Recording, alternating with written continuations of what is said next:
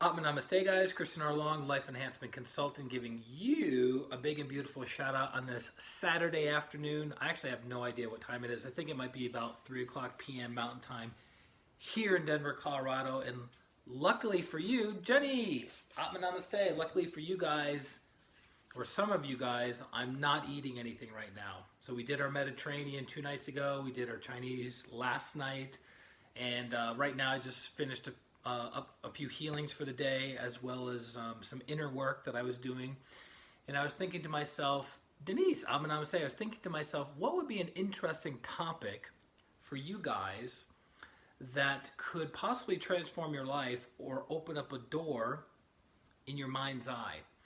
And this is a topic that is near and dear to my heart. Vincent, Namaste. And I remember hearing this a few years ago from a spiritual teacher who I study under, who I respect tremendously. And he says that, and I'm paraphrasing here, he says that a great teacher will say something or give you an idea or concept about something that will open up a portal for your consciousness to expand. It's kind of like looking through a keyhole into another world. And that teacher will share something with you, and you'll go, wow, I never thought about that before. I never thought about looking at the world that way before. And that new way of thinking changes your old paradigms. It dissolves or destroys your old paradigms of looking at the world. Then you have a new paradigm to operate your life from that's more in alignment with your higher self. So when we are in alignment with our higher selves, there's less suffering, there's less pain, there's less mistakes, right? And that's a beautiful thing. Jeanette, Namaste. So, you might have heard the term glamour before, right? For a lot of teenagers, they hear the word glamour or glamorous. Christy, Namaste. Good to have you on. Long time. And you think to yourself, well, glamour. Wait a minute. I remember reading like magazines and books about glamour. It's like, isn't it connected to being famous and everyone knows your name and you have, fame and fortune and, people just admiring you all over the world? Isn't that what glamour is? On one level of truth, yes. Hey, Skip, first time, welcome, Namaste. The first time you hear that, you're like, glamour, okay. Is that something that I want? And usually as little kids or teenagers or people, maybe even in their 50s and 60s, Paula, Namaste, they want to have glamour. They want to be glamorous. They want to be seen as this bright and shiny object of desire for all the world to want, right?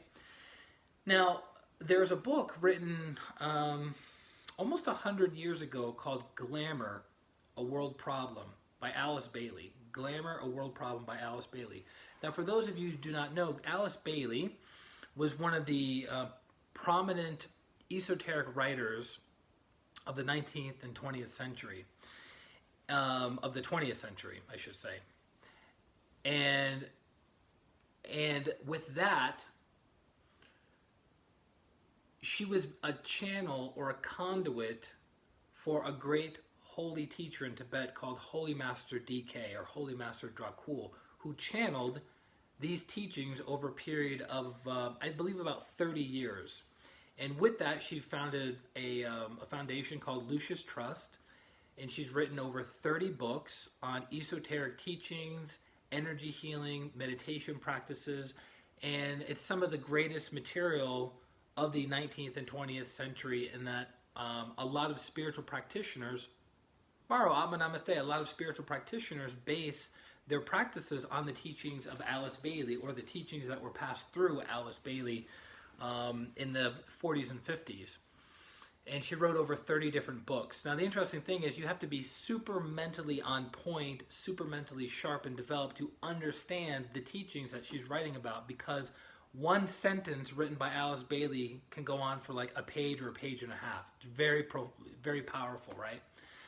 And one of the books that she wrote that I read about 2 years ago, because it was recommended to me, part of a study group I was part of, was Glamour, A World Problem. Now, glamour not in the typical sense that we're used to being familiarized with as growing up as kids of I want to be glamorous or I want to be famous, but there are some elements from the word glamour we're used to hearing in the pop culture and glamour that Alice Bailey is referring to. And so glamour is something that is like a mist that is all permeating throughout the planet and throughout the consciousness of human beings. And it primarily affects the astral or the emotional body of somebody. Now, there are different types of glamour. So if you get that book, Glamour, A World Problem by Alice Bailey, in that book she lists the different types of glamours that you will have to deal with as you progress in the spiritual path and as you progress as a unconscious person to a more conscious person. And by the way, enlightenment isn't an on or off switch. It's not like one day you're completely in the darkness and you're unenlightened and you're ignorant, and then bam, you're enlightened and you know all things, right? Enlightenment is more like a dimmer switch versus an on-off switch. It's a process of becoming, right? So there's degrees of enlightenment, there's degrees of illumination, there's degrees of oneness with God, oneness with all. And the interesting thing about glamour is glamour, like a mist, like a fog, prevents us from seeing what is obvious. It prevents us from seeing truth on a higher level. So have you ever been in a fog before? Like you're driving in your car, all of a sudden you can see the road clearly, you can see the street clearly, right? And you have a fog that comes onto the road, and then all of a sudden you can't even see 3 feet in front of your car, even with the lights shining brightly, right? So that would be similar to the different kinds of glamour that we experience throughout our lives. Another way of looking at it is when you become part of a group, you become part of an organization, you become part of a school, do you happen to notice that organization, that school, or that group has their own kind of language that you become part of, right? They use their own jargon or technical terminology. So, for instance, in pranic healing, which is Prashant, Namaste. In pranic healing, we have our own language, our own jargon, right? We talk about chakras, meridians, the higher soul. We talk about, arhatic yoga. We talk about Kundalini syndrome. These are all the different kinds of words that we use to explain concepts within the world that we're part of. And people who join pranic healing will start using that kind of language. They'll start having the same kinds of thoughts of other practitioners. They'll have the same kind of language as other practitioners. And they'll start practicing these same kind of practices as other practitioners. Now, this isn't just unique to pranic healing. This is for every kind of organization and group known to man. So if you involve yourself in the medical community has its own culture. And what we call that in esoteric terminology is an egregor, which means collective thought form. So you have the medical community's egregor, you have the education community's egregor, you have the financial world's egregor, even cities, states, provinces, countries have their own egregor that affects everybody similarly within that field of interest. Meaning most doctors are going to think, speak, and act the same way as other doctors or other dentists or other yogis or other fill in the blank, right? So our goal as spiritual practitioners, our goal as conscious aware beings is to elevate our consciousness beyond the egregor, or to transcend the egregor to see truth. Because with a certain kind of thought form, that thought form becomes calcified. Meaning, this is the way that we've always done it. We can't think of other ways to do it, so we're just going to keep doing it this way, right? So that's not the best way to show up in the world, because truth is dynamic, right? Truth is not static. So what do I mean by that? What's another way of looking at it? So for instance, 30 years ago, 8-tracks were on the way out, and cassette tapes, Felicia, Abba Namaste, were coming into being. And then about 10 years after that, CDs were becoming more popular. And then what became more popular was MP3s, and now we just have, like Spotify, where we can get our music instantaneously downloaded or available on our phone or on our computer, right? But let's say you had a calcified idea or a calcified thought form that, you know what, cassette tapes are the way to go, and I'm staying with cassette tapes, and I want to continue expanding my business in the cassette tape world. Well, how would you have fared against the people who are making and selling CDs? Not very good, right? You would be out of business. You probably wouldn't even be making any money to stay in business for very long. So that would be an example of somebody who has a calcified idea about a certain way of being that's not serving them. That level of truth of having a cassette tape business once served them, was once profitable, and was once the right thing to do in business. Now you have to let go of that old thought form and adopt a new thought form that is more accurate, that is more truthful, that is more in alignment with the right thing, like a CD, and then an MP3, and then direct download. So it's the same thing in any and all areas of teachings. We can have a calcified, concrete thought form of this is how something should be. And we live in that egregor, and it inhibits us from growing. Does that make sense? So this glamour that we're talking about earlier permeates and penetrates not just a certain area of the country or a certain profession, but it permeates and penetrates the entire planet and affects all human souls similarly.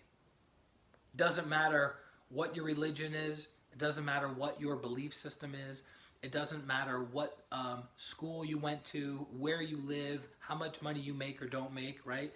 These glamours are part of the human condition that we need to transcend, rise above, and operate from a higher perspective. Now, the question is, how do we transcend these glamours? First of all, you need to know what the glamours are, right?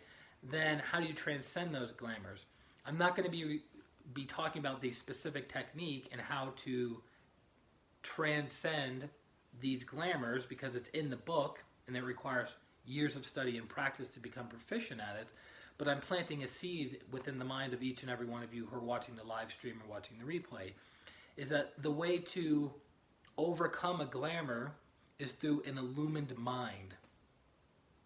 What did I say? The way to overcome a glamour is through an illumined mind. Because what did I initially say that a glamour is affecting primarily?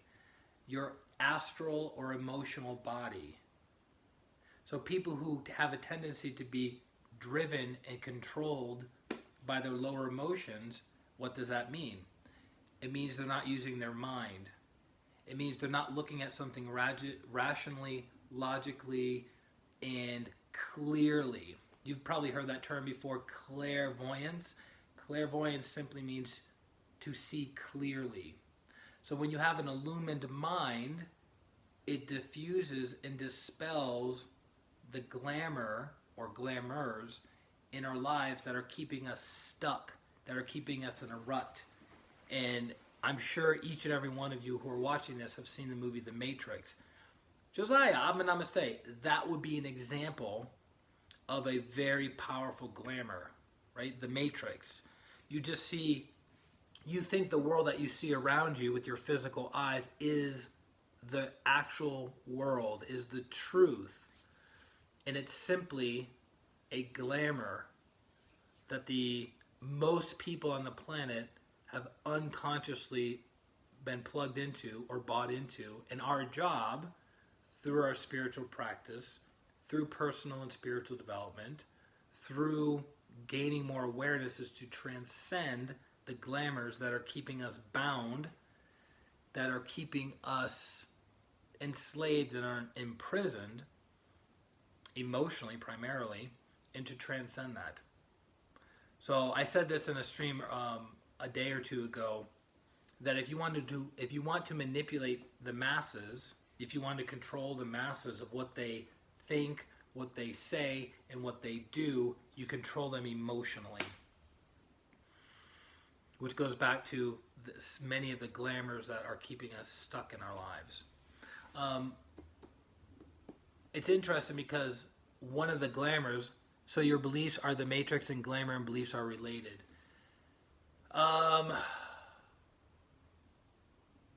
Yes, because if you look at suffering in your life, basing it on the Eightfold Path of Buddhism, if you look at suffering, all suffering originates from inaccurate viewpoint or wrong viewpoint. So if you have right viewpoint, you're in alignment with the right thing and your suffering is alleviated. So if you have a belief that is inaccurate, that belief causes you suffering. When you change your belief, you either increase your suffering or you decrease your suffering. So yes, they are connected, because where did you get your belief systems from? You got your belief systems from other people, your family, your church, your school, your job, that those other people are also most likely part of the matrix, in the sense, or part of the collective glamour of the world. And that's key. So it's like a prisoner freeing a prisoner, right? Does that make sense? If somebody is free, they can free somebody else. But if you are a prisoner, it's very difficult for you to help the other prisoner. Both of you talk about being in the prison together. Glamour is an illusion of conscious mind. Yes. So you may have heard the term in Sanskrit called Maya. So Maya means illusion. Maya means illusion. So we look at the world with our five senses, right? Our seeing, our hearing, our smelling, our tasting, our touching, and we perceive the world through these instruments, and we believe this to be the highest level of truth, meaning once we die, that's it. Once we die, that's it, right? Because we're basing our perception on the lowest level of truth, which is the physical realm. Prashant says, when you transcend to a higher mind, one is free of glamour. Yes.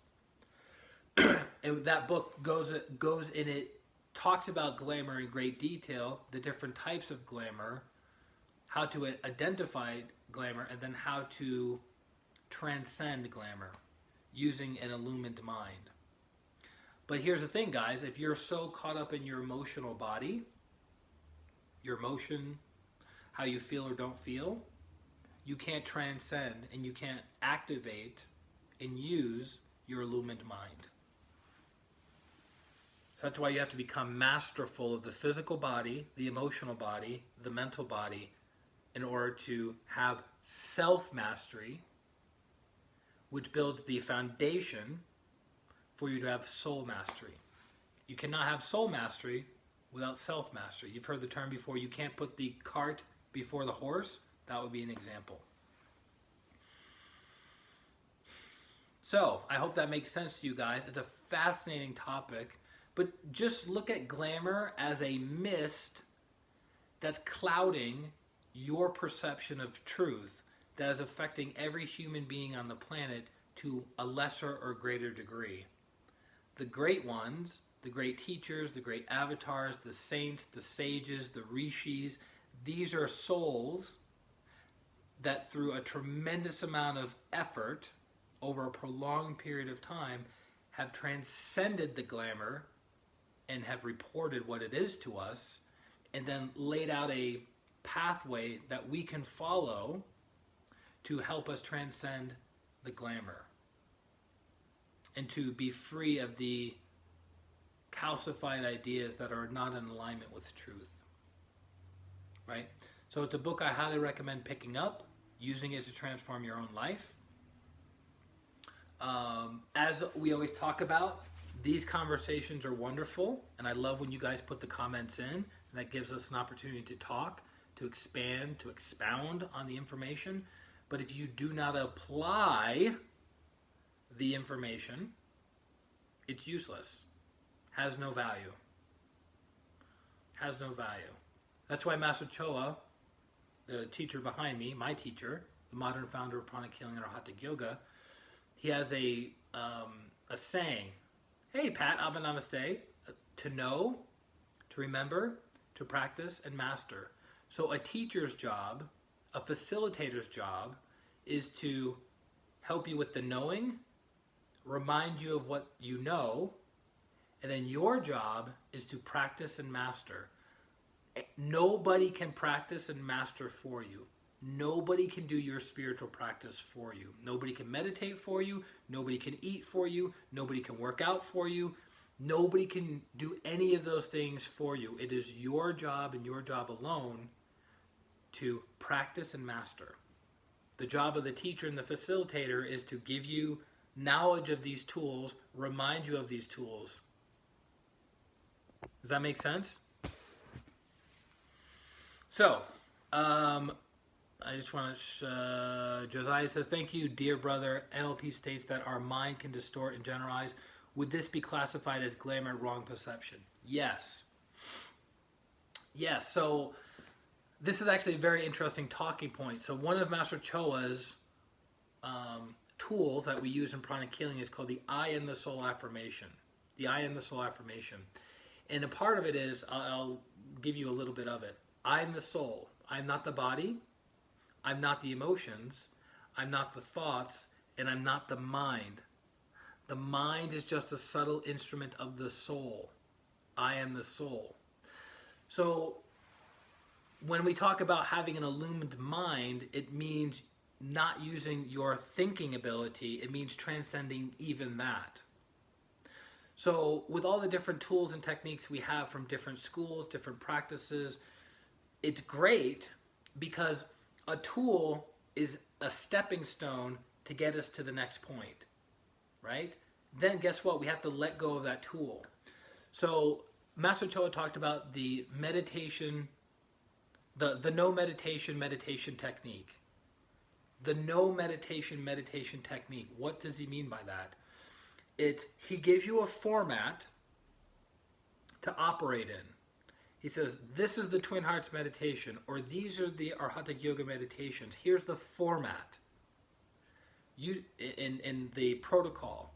Then you start practicing within that school. You start practicing the meditation, and then at some point in your development, you have to let go of what you've been taught, so you can go to the higher levels. So if you become attached, if you have calcified ideas about something, it keeps you stuck. So the tools that we're given are not tools we will use forever. They're tools to get us to the next mountaintop so we can see the higher levels. So for instance, in pranic healing, there's 20 different classes in pranic healing. Level 1 and beyond, right?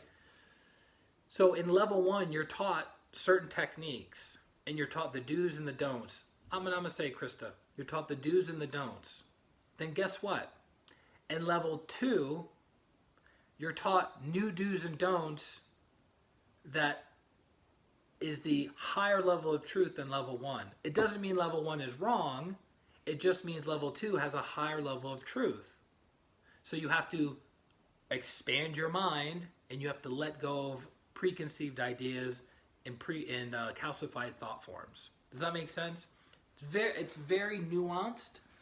So the point is, the techniques and practices that you're using now at your level in development, if you keep practicing, will be different tools to you in 5 years.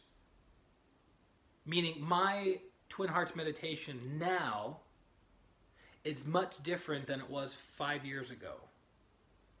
There are elements that are still consistent, but it's much different because of my experience, because of my growth, because of having to let go of old ways of doing things. Does that make sense? So again, these are all very, very nuanced, that the way you access the higher level of truth, the way you see greater clarity, is through an illumined mind, which ironically enough, you're using your mind to eventually let go of the mind. Very interesting. So, that being said, my beautiful souls, may God and the teacher bless you on each and every level. Josiah says, for show, bigger, brighter, better. Perfect. I love it. That's good. For those of you who are in need of healing, who are in need of transformation, who would like to develop your illumined mind, definitely go to ChristianRLong.com/services. That's my website, ChristianRLong.com/services. And then schedule a distant pranic healing session with me. We do 30 minutes of coaching. Why do we do coaching?